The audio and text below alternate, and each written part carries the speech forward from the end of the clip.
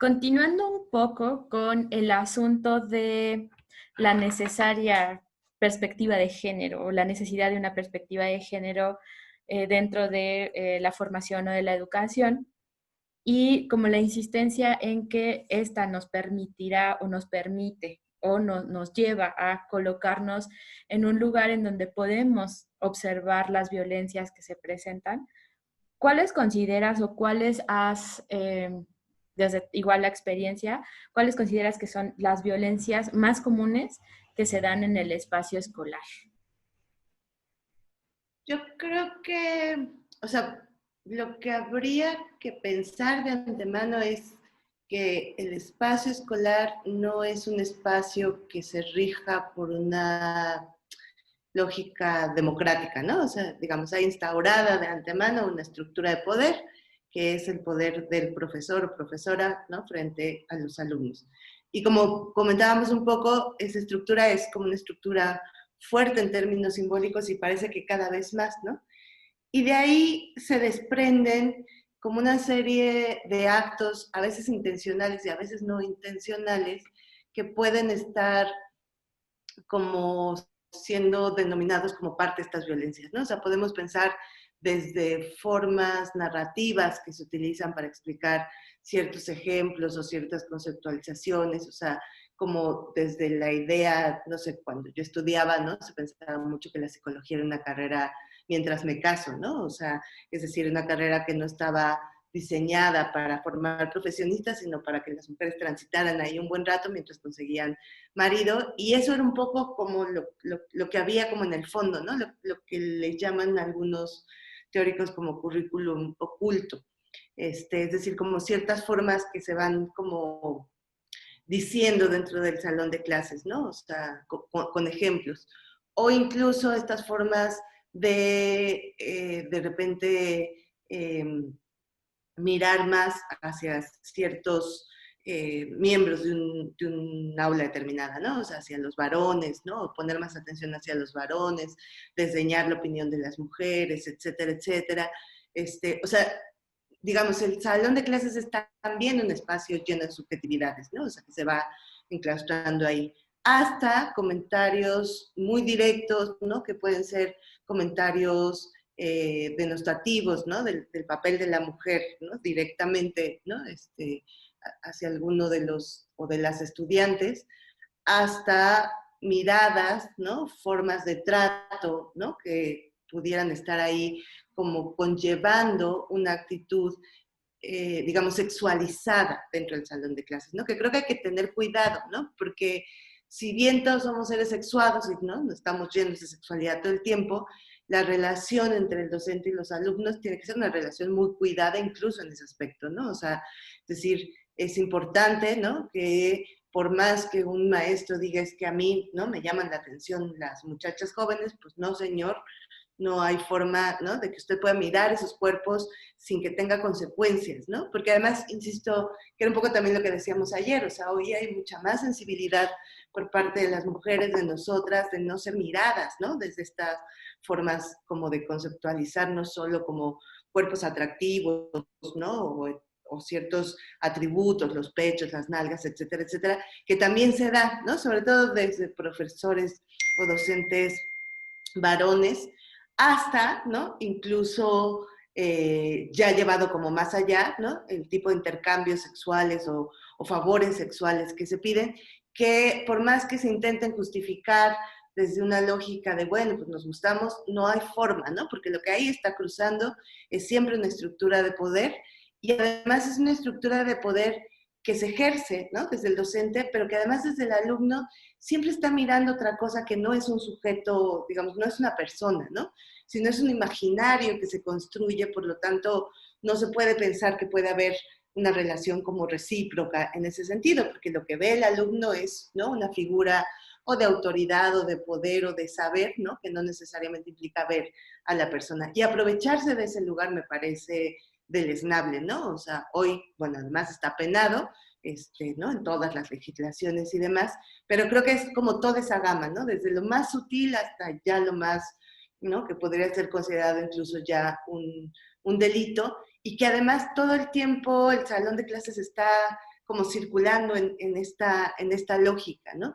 Y que hoy los docentes, insisto mucho, sí tenemos que revisar nuestra práctica docente continuamente, ¿no? Y ser como muy cuidadosos, ¿no? O sea, cuáles son los temas que nos están atravesando en función de la perspectiva de género, en función de las orientaciones sexuales, etcétera, etcétera, y cómo estoy yo con esas, ¿no? O sea, cómo yo maestro, como yo maestra, ¿no? Consigo a las mujeres dentro del salón de clases, o sea, todos esos imaginarios, digamos, tengo que ponerlos en juego primero en mí, ¿no? Como para descubrirlos y ver qué está operando ahí, y luego para, ¿no? Digamos, no permitir que esos se crucen dentro del salón de clases o se cruzan, develarlos, ¿no? O sea, como con toda claridad y tener, digamos, como parte de la formación estos otros elementos también, además de las formaciones teóricas o, ¿no? Lo que estemos trabajando.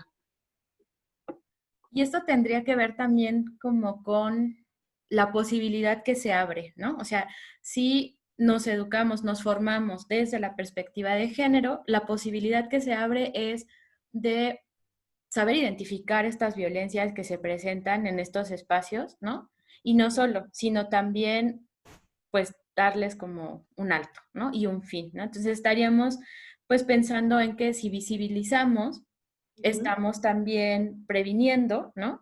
Y a su vez, pues vamos a ir erradicando, ¿no? Y que también es como una, una tarea que nos toca hacer desde las universidades, porque de ahí también se va como a impactar, ¿no? Claro, claro.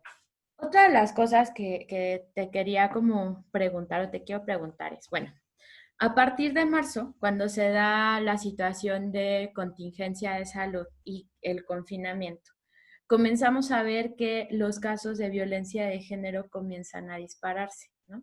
Entonces vemos que los lugares que antes considerábamos seguros, ¿no? O que podrían ser seguros, dejan de serlo.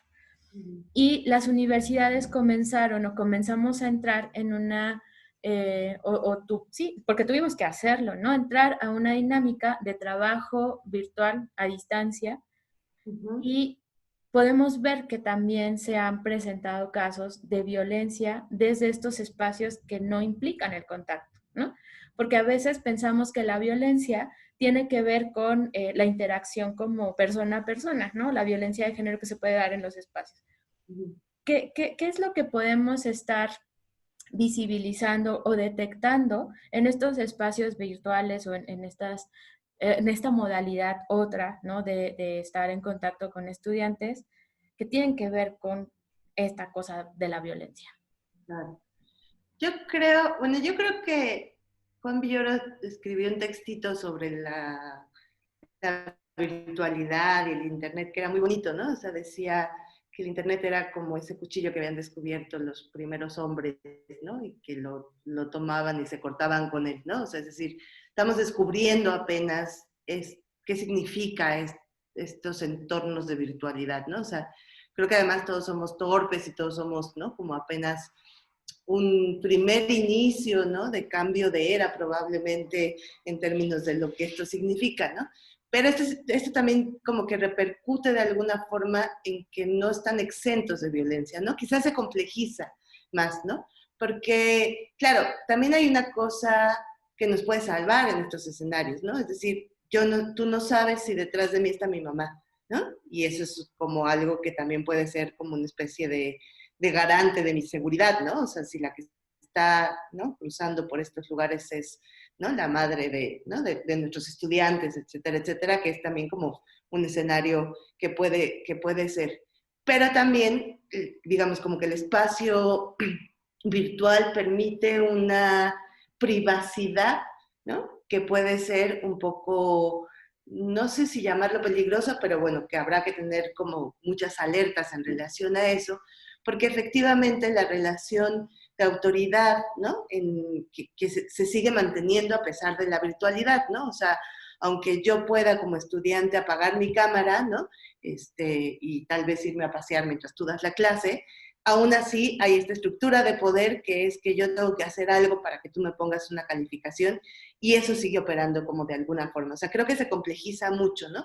que también de alguna otra forma tenemos ya la posibilidad, no sé, de estar grabando la sesión cuando el maestro me está pidiendo cosas, etcétera, etcétera, aunque todavía no hay protocolos en las universidades necesariamente como para que estos puedan proceder, ¿no? O sea, no tenemos ni idea de qué va a pasar con el primer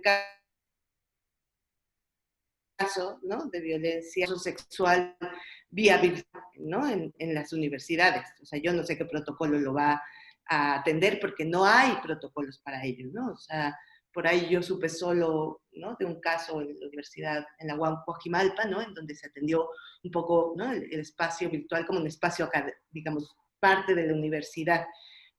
Pero al día de hoy todavía no, ¿no? Y sí se puede presentar como de forma muy fácil, como que se borren los límites de qué es lo permitido y qué no es lo permitido, ¿no? Desde, no sé ¿no?, si en sus universidades pasó, pero en el caso, por ejemplo, de la UNAM, eh, las vacaciones se borraron como de su rigurosidad, ¿no? Y entonces había maestros que decidían, ¿por qué no?, seguir dando clases en vacaciones, ¿no? Es decir, y parece como fuera de toda normatividad, porque, ¿no?, incluso aunque el Consejo Técnico dijo de tal a tal fecha, ¿no?, son vacaciones, por favor, son vacaciones, ¿no? Muchos profesores siguieron dando clase y permite un espacio que ya no es, digamos, como mediado por la institución, porque parece un espacio más, a pesar de que sigue mediado por la institución en la relación entre el alumno y el docente, pareciera como que está como en los límites de la institución. Y eso puede ser, ¿no?, realmente riesgoso, ¿no?, porque sí se puede permitir que en esos espacios la violencia se imponga, ya sea, insisto, como estas formas de comentarios, ¿no?, de currículum oculta, ¿no?, de formas de, incluso hasta de peticiones sobre tipos de trabajo, tipos, ¿no?, o sea, de repente exacerbados, porque claro, ahí hay como otros tipos de violencia que van apareciendo, ¿no?, que es un poco no entender que la educación virtual o la educación en línea no es, ¿no?, pasar la educación presencial al Zoom, ¿no?, sino que se tiene que hacer toda una planeación incluso, ¿no?, del bloque de materias y no necesariamente cada quien hace lo suyo, ¿no? Entonces, hoy, por ejemplo, vemos que los chicos están 8 o 9 horas conectados, ¿no?, vía Zoom, y eso me parece como una forma de violencia porque no hay planeación detrás de esto, ¿no? Y que sobre esto además se les pide y se les pida que, y ahora vamos a conectarnos a otra hora, y ahora vamos a hacer esto, y ahora si no te conectas, ¿no?, no estás dentro de este escenario, hasta la posibilidad, ¿no?, de en las sesiones, digamos, como más privadas, que parece que no hay nadie vigilándolas, ¿no? O sea, cuando tú dabas una asesoría en la facultad, pues la das, ¿no?, en la cafetería, o la das en un salón, o la das en cualquier lugar.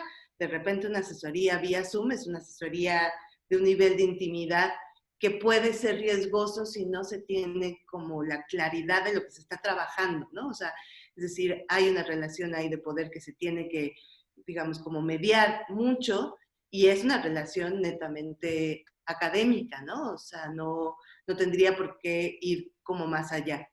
Entonces, creo que se complejiza muchísimo y creo que nos toca mucho, tanto por un lado, como empezar una planeación mucho más rigurosa de lo que será la educación en línea, si es que esta modalidad se continúa los siguientes semestres o, ¿no?, se hacen híbridos, etcétera, etcétera, como también brindar elementos, no sé si llamarlo como de vigilancia, pero sí como que las formas institucionales no se pierdan, ¿no? O sea, en estos, en yo encontrarme contigo y demás, porque en última instancia aquí estamos solo nosotras dos, ¿no? Y nosotras dos podría ser, ¿no?, un maestro que tiene atenciones sobre una alumna, etcétera, etcétera, y que puede volverse un espacio como muy de riesgo, ¿no? Dijiste, entre todas las cosas interesantísimas que estás diciendo, hay algo que salta y que salta en términos de, nos damos cuenta porque estamos viendo desde esta perspectiva de género, ¿no? Y es como cachar que la violencia que podemos visibilizar desde la perspectiva de género no solamente es de la relación de acoso, de hostigamiento que se puede dar entre, ¿no? Sino que trasciende, y el hecho de que tú tengas estos elementos que te hagan analizar las diferentes, los diferentes escenarios, te lleva también a pensar que cuando hay una como explotación académica, ¿no? Por parte de profes hacia estudiantes, también estamos hablando de una forma de violencia que necesita ser visibilizada, que necesita ser erradicada y que podemos como hacerlo a partir de una planeación, de algunos acuerdos que se tomen, ¿no? Tanto institucionalmente y también como desde la libertad de cátedra, ¿no? O sea, de decidir que si tú estás asumiendo una perspectiva de género, no vas a producir o no vas a ejercer una violencia en contra de tus estudiantes, dejándole en el mil trabajos que a lo mejor ni te da tiempo de revisar, ¿no? Entonces, es como cachar que la violencia en diferentes ámbitos del espacio escolar, virtuales o presenciales, se da de un montón de maneras, ¿no? Crees que sería, o cuál crees que sería el papel, ¿no? En este momento, bajo estas circunstancias que son bien complicadas, bien complejas, cuál es el papel del docente o de la docente ante este espacio virtual respecto a la prevención de la violencia? Mm, Yo creo que además ahí se cruza también como, digamos, un escenario que la educación no contemplaba y que tiene que ver con que estamos pasando por un hecho histórico que nadie imaginaba, ¿no? O sea, es decir, la ONU decía hace unos días, ¿no? Que probablemente la pandemia y la educación en línea podía significar una de las catástrofes más fuertes en términos de educación, porque un poco en el análisis que hacían y un poco como en lo que yo platico con mis pares y demás, no está funcionando, ¿no? O sea, no teníamos las herramientas necesarias como para hacer una planeación, ¿no? Con plataformas, contenidos, estructuras matriculadas, o sea, ¿no? De matrículas, de asignaturas que fueran como embonando para, ¿no? Dar como una formación. Pero además no contábamos con el nivel de, y ese es un tema bien interesante, por ejemplo, para los psicólogos, ¿no? O sea, es decir, con el nivel de angustia, de estrés que produce un escenario como es la pandemia, ¿no? Entonces, creo que no está funcionando la educación en línea porque está dejando de lado como muchos componentes, ¿no? O sea, como puede ser que realmente no me causa sentido, ¿no? Ante un escenario mundial de no sabemos esto cuándo va a acabar, no me causa sentido estudiar una materia de estadística, bueno, probablemente estadística sí, porque hay que entender ¿no? Las cifras de la pandemia, pero no sé, ¿no? O sea, de psicodiagnóstico o de transdisciplina o de lo que sea, pareciera como que pierde un poco de sentido, ¿no? Y entonces creo que cuando va perdiendo sentido también las violencias pueden exacerbarse, ¿no? Incluso también para los propios profesores, ¿no? O sea, de repente estar dando una clase frente a una pantalla, también hay una pérdida de sentido de qué estoy formando, etcétera, etcétera. Y entonces creo que de alguna forma, como una forma de prevenir es también entender el contexto en el cual se está, ¿no? Y el contexto me refiero a dos elementos, bueno, quizás son muchos más, ¿no? O sea, desde la crisis económica, la crisis ambiental, etcétera, etcétera, pero dos elementos que me parecen hoy claves, como que se necesitan incorporar, ¿no? En una perspectiva educativa en todos los niveles, y uno tiene que ver con las transformaciones y el desplazamiento de sensibilidad en cuanto a la perspectiva de género, el feminismo y el lugar de las mujeres, ¿no? O sea, creo que si no entendemos eso, ¿no? Y estamos intentando dar la clase como la dábamos hace 10 años, ahí hay como una falta muy grave, ¿no? Porque nos va a brotar, ¿no? O sea, porque del otro lado hay sujetos,